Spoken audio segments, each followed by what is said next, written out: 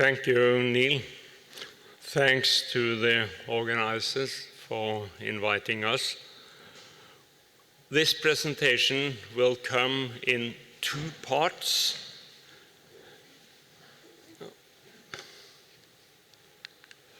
The first part that I will make is about the theoretical background and empirical base, followed by an example of systematic work to improve and maintain a therapeutic ward atmosphere by my good friends Berit and Jon Vidar.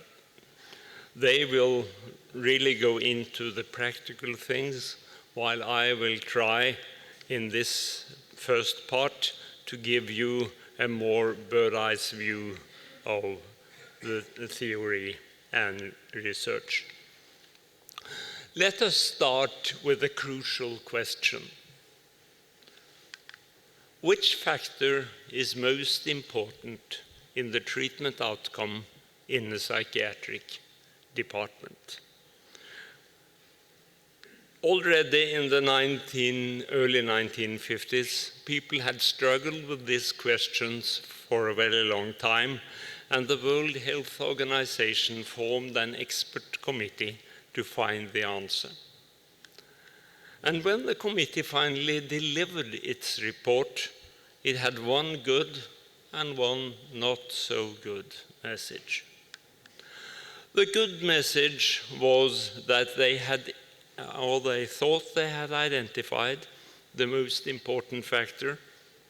The not so good one was that they described it as an intangible element or a vague or hard to define element.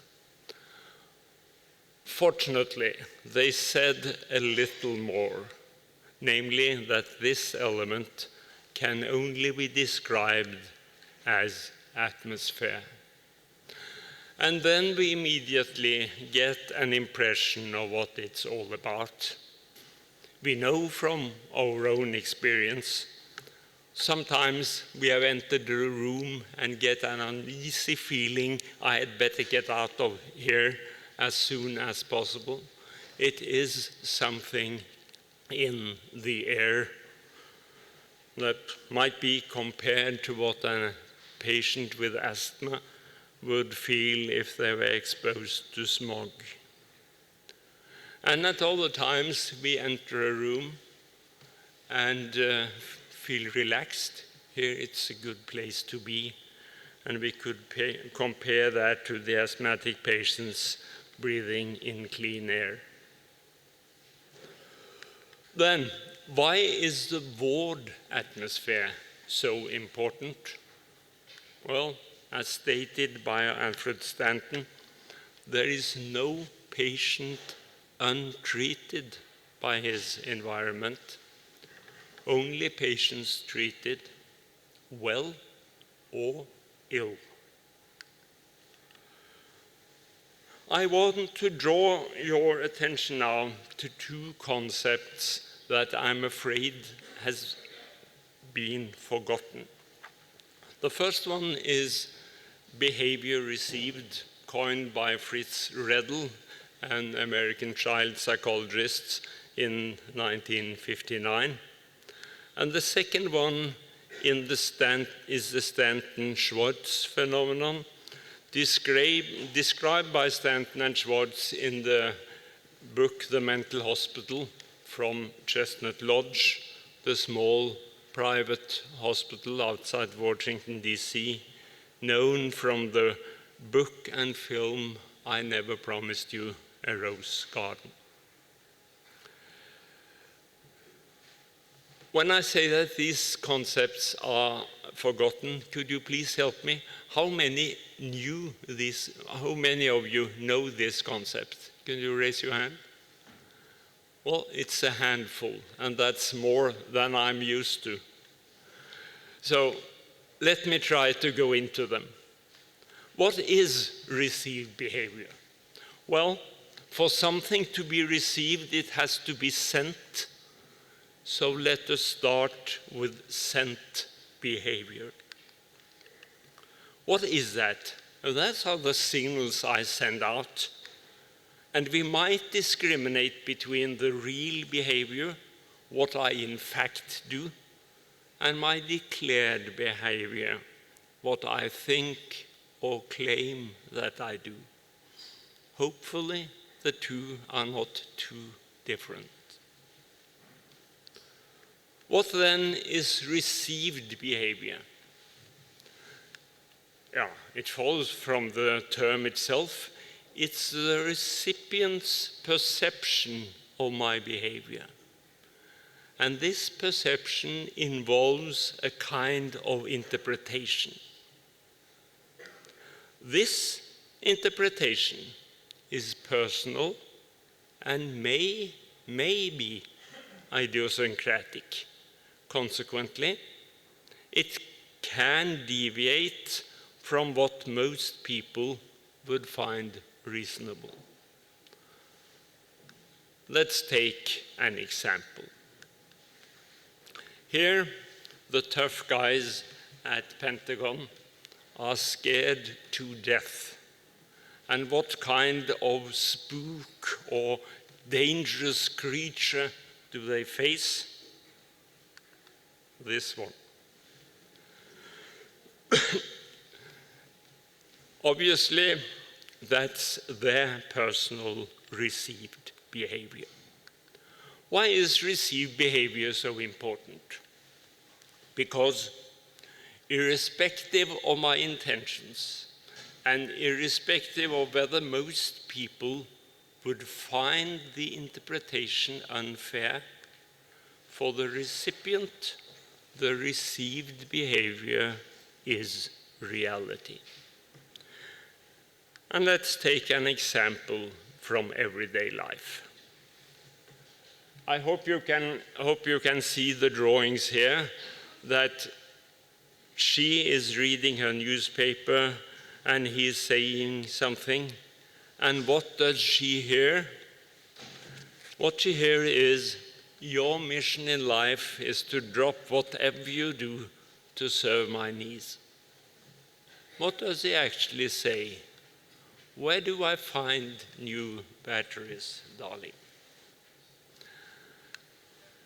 Unfair or not, this is her received behavior.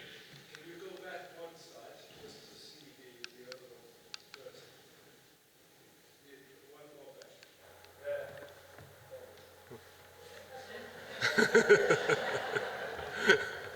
Okay.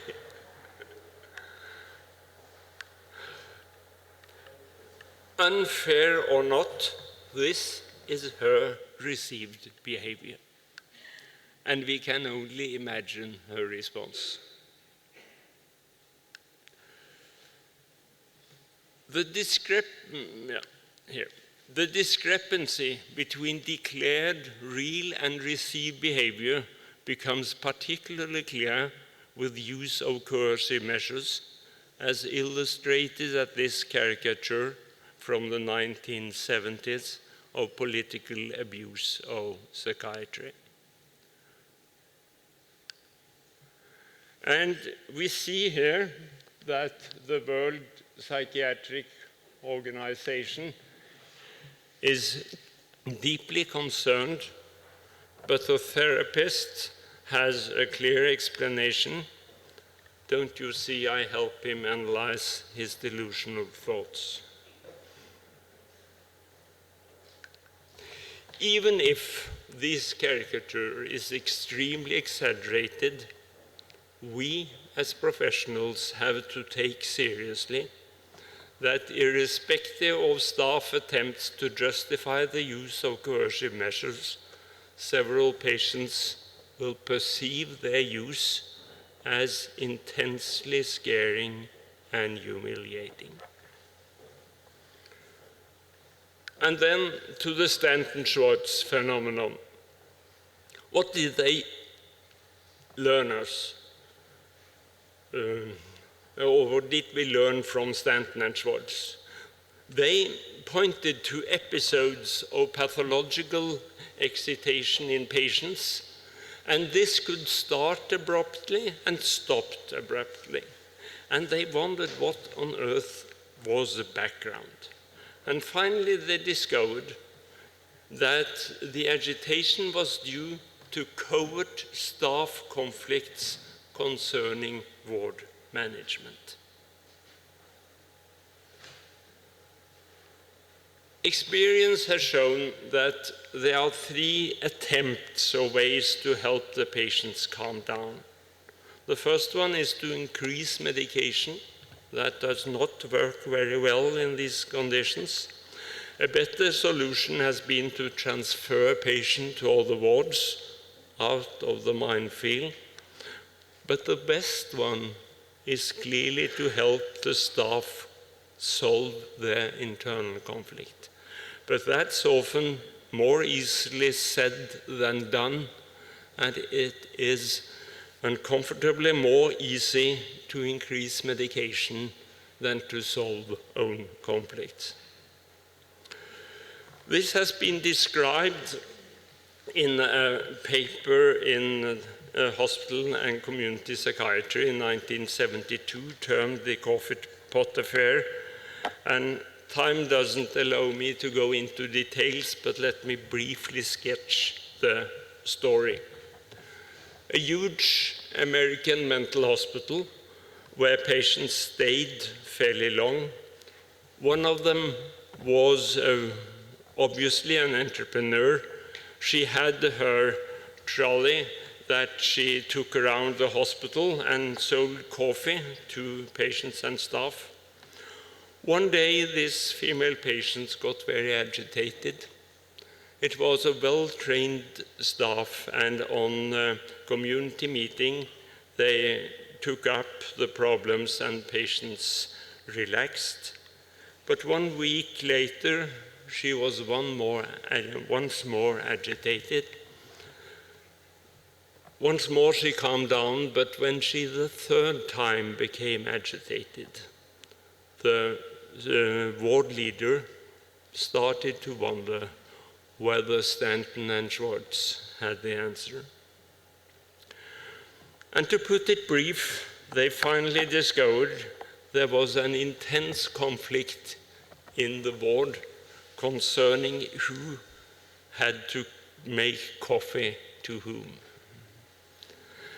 And this conflict may sound too trivial to create agitation in the patient, but here there were several layers of conflict.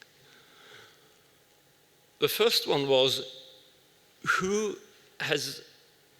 does the most important work on the ward, and who should really spend their valuable time making coffee.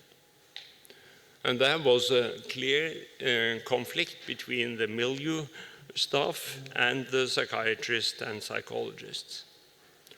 The second level was a gender conflict, as most of the nursing staff were females, while the psychiatrists and psychologists were mostly male at that time. And the third one, that was the really hard one, was that most of the nursing staff were colored, while the psychologists and psychiatrists were white.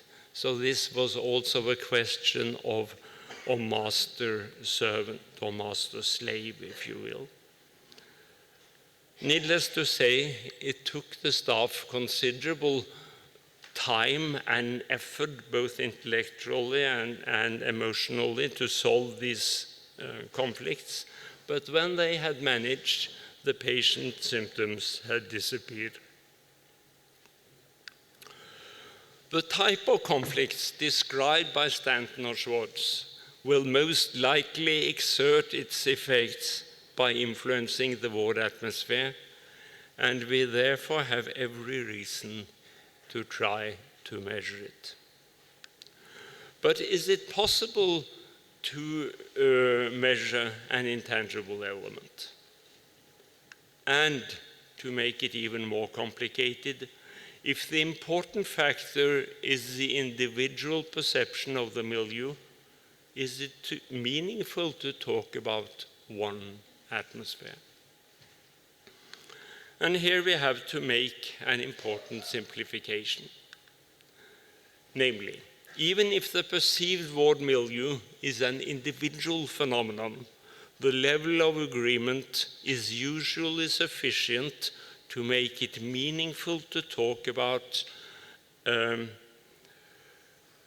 consensual ward milieu.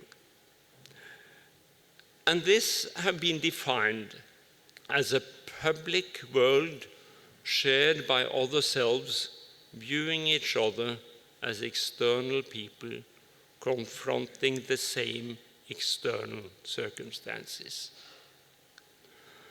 The consensual ward milieu can therefore be estimated at the mean scores of ratings made by patients and staff. And these means measure the general perception of the milieu by patients and staff. The two instruments I have used are the ward atmosphere scale and the good milieu index. Both instruments were developed by Rudolf Moos at Stanford, where he was professor of social ecology. And I contacted him in 1972 and got the instrument and translated them. Briefly, the ward atmosphere scale is a 100-item rating scale that enables patients and staff to rate the ward level of 10 dimensions. And the most important dimensions seem to be involvement, support, practical orientation, order and organization, and anger and aggression. An example of items are, this is a very well-organized ward, and it is hard to get people argue around here, measuring, as you will see, order and organization, and anger and aggression.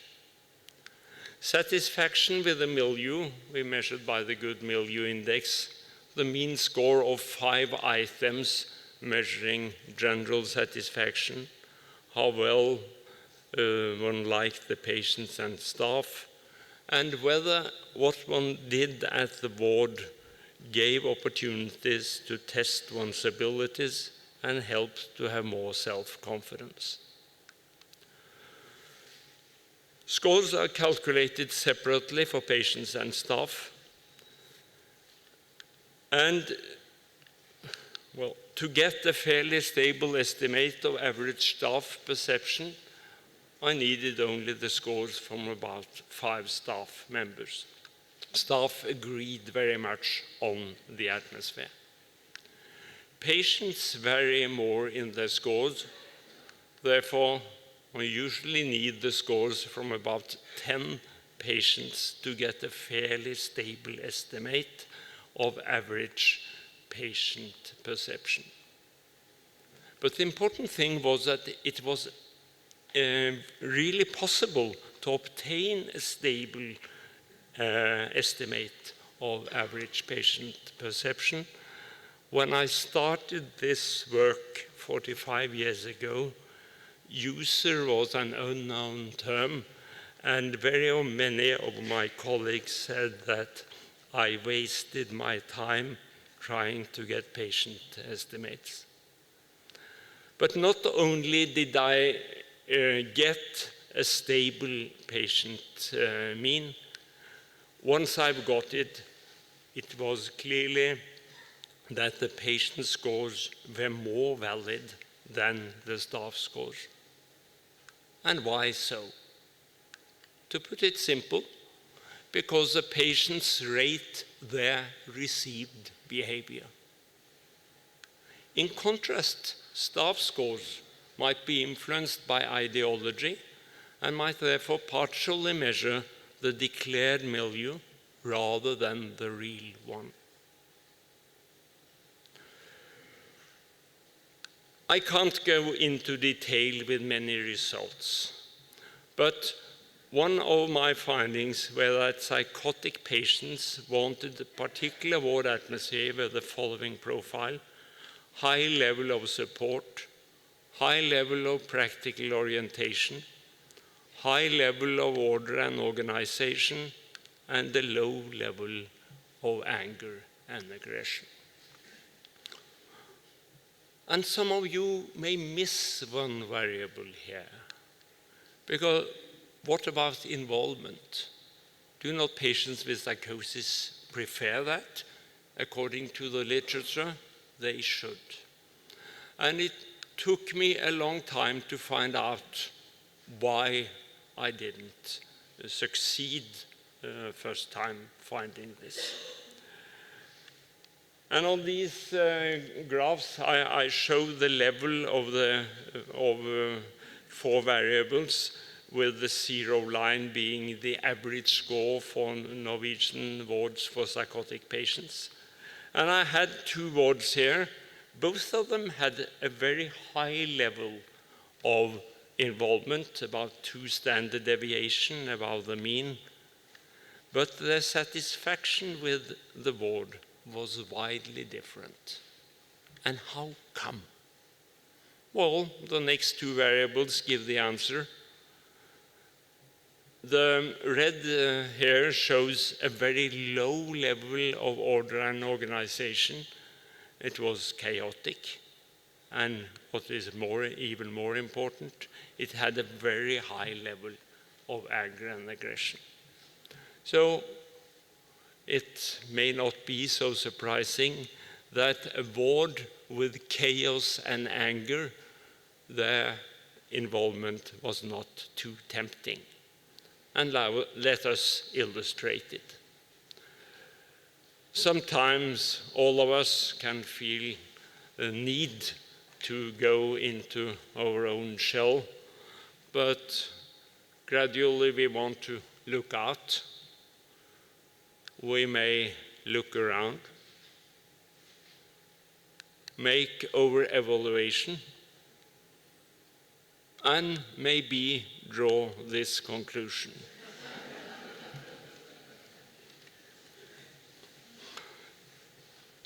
And I guess that's precisely what the patients did on this ward with anger and chaos. Feedback of perceived milieu has been a recommended way to help create a therapeutic ward atmosphere. Does that really work? I'll start to show you an unsuccessful attempt, one of my more spectacular failures. People are always here to listen to my failures, so I'll share one with you. This was a ward that 2 psychology students wanted to evaluate under my supervision. And as you see, the milieu here, all the red are in the wrong direction. The milieu was not particularly good, and they wanted to give feedback to create a change, and a change there was, but not in the wished-for direction. Why was it a failure? I think the principal reason was that feedback was given without the involvement of department leadership, and no structural changes were made. So I think what they managed to do was to tell people that this ward had a poor atmosphere with no chance of improvement, and that was demoralizing. I had learned my lesson the next time. This was a ward. This profile is from a ward that had been traditionally a therapeutic community, but was in 1979 given acute emergency responsibility for a catchment area. And slowly the board had to realize that what they had been so clever at doing was a treatment method that was not suitable for the new patients. So they wanted change, and we evaluated the ward before change was made. Feedback was given and discussed thoroughly, involving management and staff, and structural changes implemented. And a year later, this was the atmosphere. We re-evaluated 1 year after this again, and it was very much the same atmosphere. But clearly skeptics question the importance. Do really such changes in perceived milieu have an impact on outcome? And we checked that by evaluating the global assessment function before and after the change. And before, they started at 30 and were discharged on a level of 40. And what then after the change? Just the same. So one might then jump to the conclusion that the change of the atmosphere had no impact on outcome. Well, then we had to do the most difficult of things in life. We had to start thinking. And it struck us that maybe the level of 40 is the level where people are discharged at they are just discharged. They don't go higher up because then they don't need inpatient treatment. But could it be that the change on the green column here had come more rapidly? Okay. We looked at inpatient and day patient use before and after. And before, they were inpatients about 50 days and had an average of 10 days of day patient in addition. After the change, these were the results. And as you will see, the number of inpatient days had been reduced to the half. So clearly this intervention had helped the patients improve much more rapidly. So feedback of our atmosphere may be useful under some important conditions. You need to have a staff with a genuine desire for change. You need leaders with sufficient strength and determination to carry through the changes. And not least, you need sufficient freedom to change.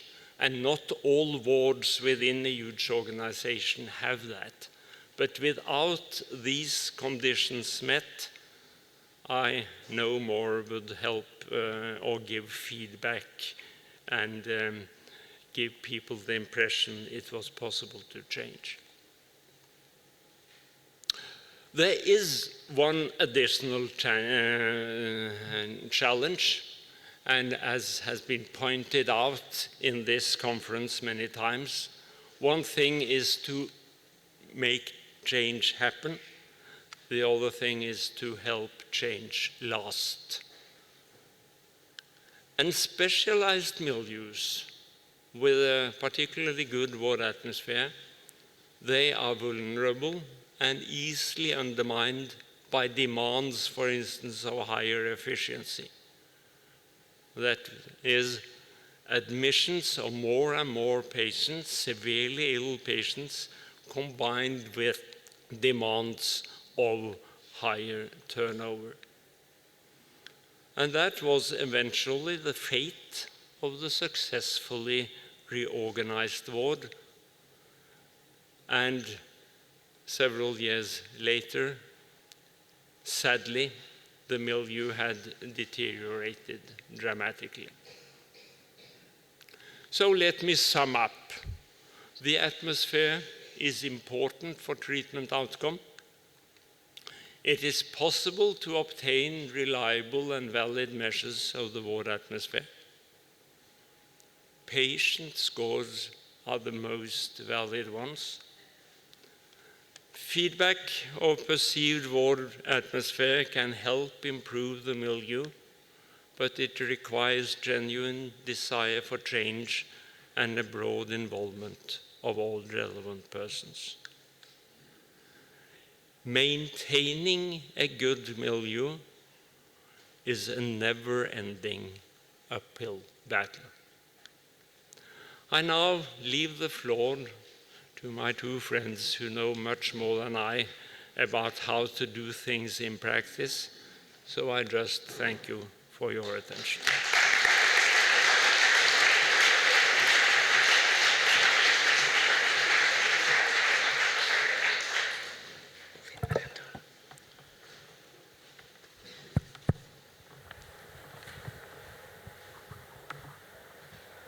I think I better stand on this side. Are you ready? Yes, probably. We only have a few minutes, so this is going to be really brief and hopefully a bit to the point. First of all, the context. We work at the District Psychiatric Center at the Stavanger University Hospital in Norway. And we have 3 wards with 10 beds in each for adults. And we were established in 2007 and have had the privilege to develop a professional profile from scratch. And at the same time, our division started a relational education program much based on Lars Torgård's and Eivind Haga's thoughts on milieu therapy and the psychodynamic understanding of the human being. And we are grateful to Jan Olav Johannessen, who made this possible in our hospital. Without you, this would never happen. Give him a hand. Thank you. Give him a hand. As Svein Friis has pointed out for us, the world climate is of importance for the treatment outcome. However, to create and maintain a therapeutic milieu is easier said than done. In our perspective, reducing the expert power we have as professionals is important in order to move in a more therapeutic direction. This implicates a ward atmosphere where the person is met as a whole person, not just a condition or a diagnosis. It doesn't mean that the diagnosis has no relevance, but our job is to be curious about every individual that is sitting in front of us, rather than reducing the person to being a schizophrenic, psychiatric, bipolar, and so on. This is not happening quite as I wanted it to be. Do we have a technician?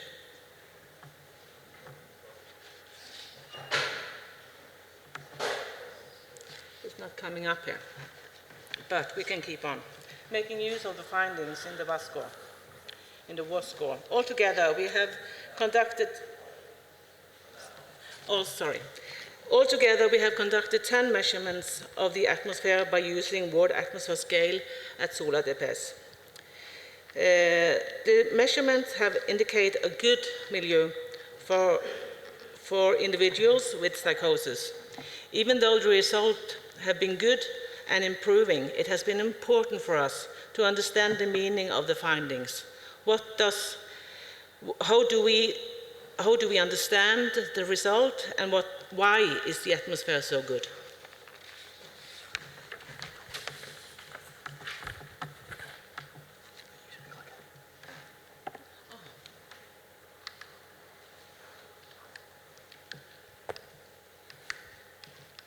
Okay, we have to just move on, but we need the PowerPoint, so if somebody could help us with that.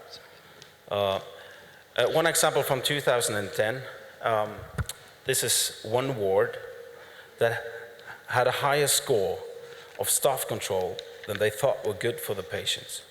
And together with this, one indicator showed that the patients didn't feel that they used the skills in the ward.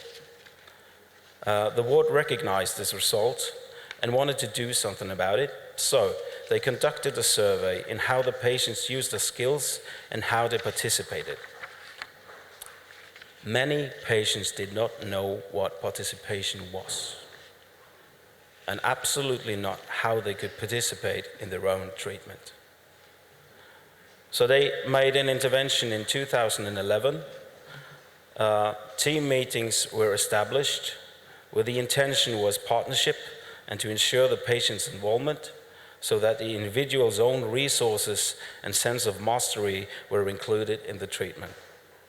Regular expert meetings where the patients weren't present were replaced by team meetings where the patient was the center of the meeting, together with a psychiatrist or psychologist and 2 nurses. To make this change happen, this ward had to have a plan. They evaluated the process every 3rd month. The key was to maintain the staff members' awareness of the long-term professional goals. Make time for planning, implementation, and also new evaluation. In terms of leadership, it is important that the leader asks for the results. One element in maintaining outward atmosphere has been a systematic work with our language, how we both document and talk about our patient and each other. For example, a documentation of one patient described as being unpolite, for example, what does it mean? Who describes, who has to decide what is unpolite? Who defines it? Is it automatically a symptom? The real danger here is describing someone as unpolite shift after shift. Suddenly, the individual becomes the unpolite person. If this happens, we maintain our pre-understanding of the person as being unpolite.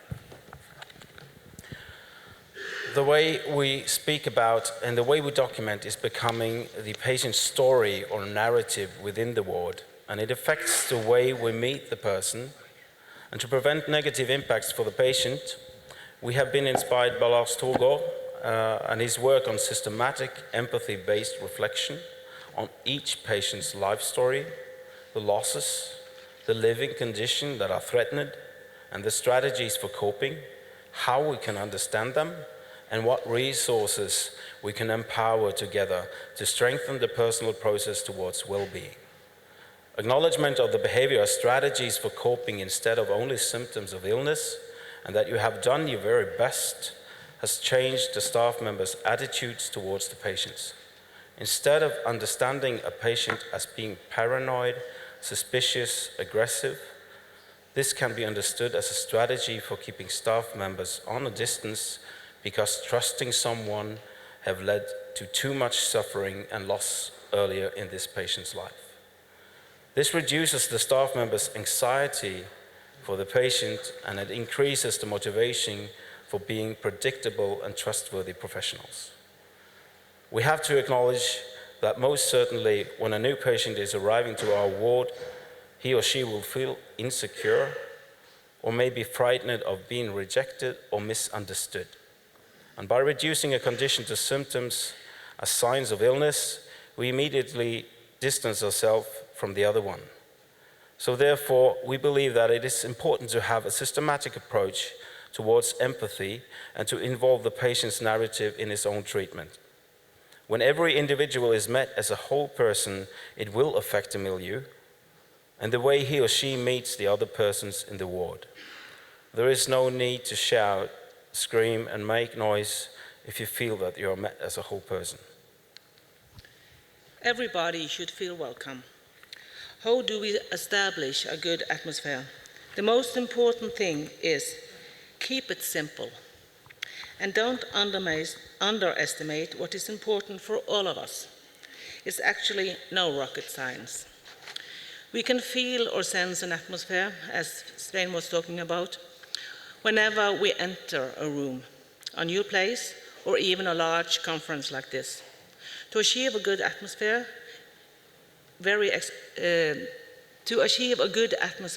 every important aspect needs to be planned. The receptionist needs to know that the way she speaks to everyone that enters the room or how she answers the phone is important.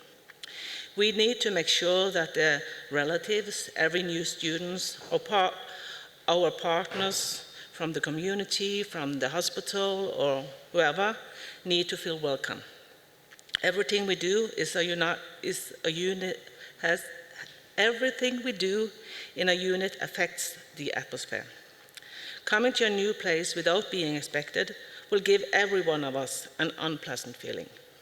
So in our wards, all patients get a treatment plan while they are hospitalized, and we have to remember that plan is the patient's plan, and they need to own it.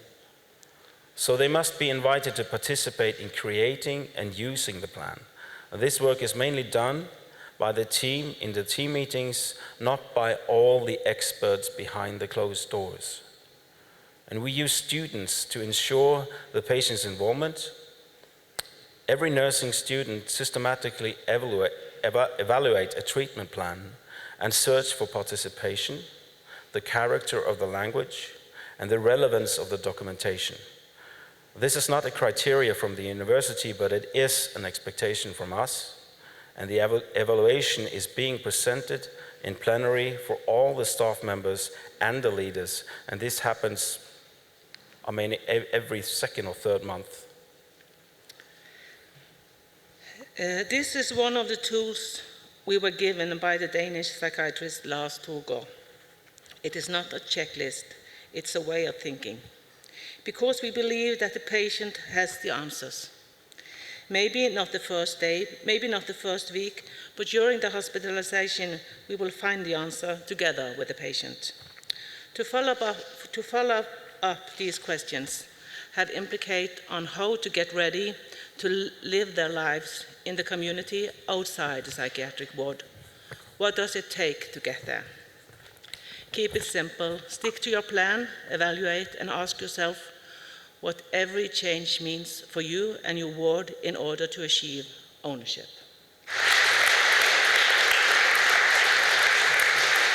Thank you.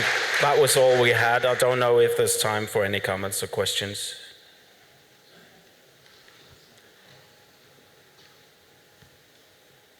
Is there anybody who wants to ask a question, Or did it say it all? It's on time. Someone over there.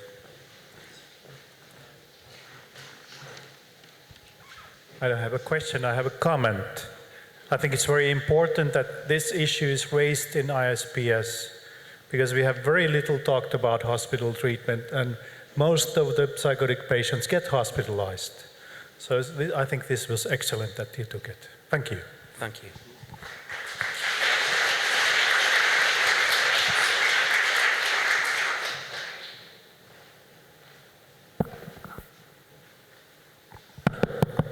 I think that when you talk about the first part, you talked about how to change the milieu in in-ward settings, and I can just draw a very short picture of how it was in my in-ward unit.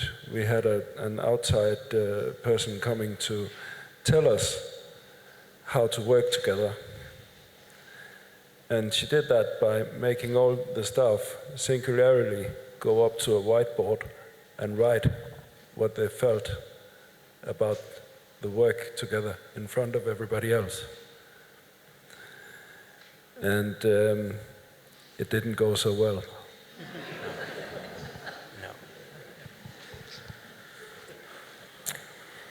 Hi, this might be irrelevant, but I'm very curious about the hospital unit that is helping people have choices about whether to be on antipsychotics. I don't know if this is something that you know about or not. I'm not sure if I really captured the question. Oh, okay. Yeah, there's an echo in this microphone.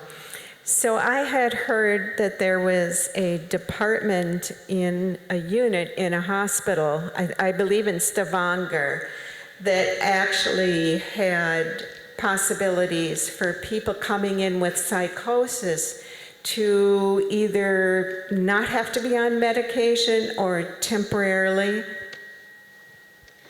I think you can do that everywhere in Norway, actually. Oh. Could you talk about that a little bit, please, for those of us that aren't familiar? I don't think I can do that. It's a part of the participation. But there are, you're right that there are dedicated units in Norway that are dimensioned to give treatment of psychosis without medicine. But in our wards, it's always a question of shared decision making. I would believe that is right to say.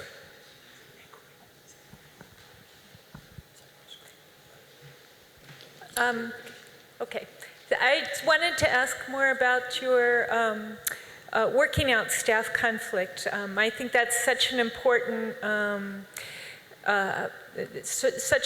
guideline in any kind of milieu treatment, inpatient, outpatient, whatever. And of course, if staff is having conflicts, then it plays out in the milieu. That's something we understand in my program, and that sometimes if staff works out their conflicts, all of a sudden things get easier amongst whatever, amongst the clients or whatever interpersonal problem a person was having. So I wanted to ask you all what's your structure or setup for staff support and working out conflict? I think we believe that the conflict is a problem that wasn't talking about when it was a problem. So you need to take the problems before they get into a conflict. I think that's an important thing to do. And to add to that, something happens when you get more curious towards the person's story. And the way we reflect together, we have had an experience that it's not about who's right, because everybody is a little bit right, because everybody has seen what they have seen. So nobody has the whole answer. I think that is quite a factor of reducing conflict and more sort of creating a culture where we try to be open. Do you have regular, weekly, or something staff support groups We have this, I mentioned briefly, this reflection meeting which we have had in my ward since 2009. In the first years we did it once a week. It's 2 hours, one patient, one story.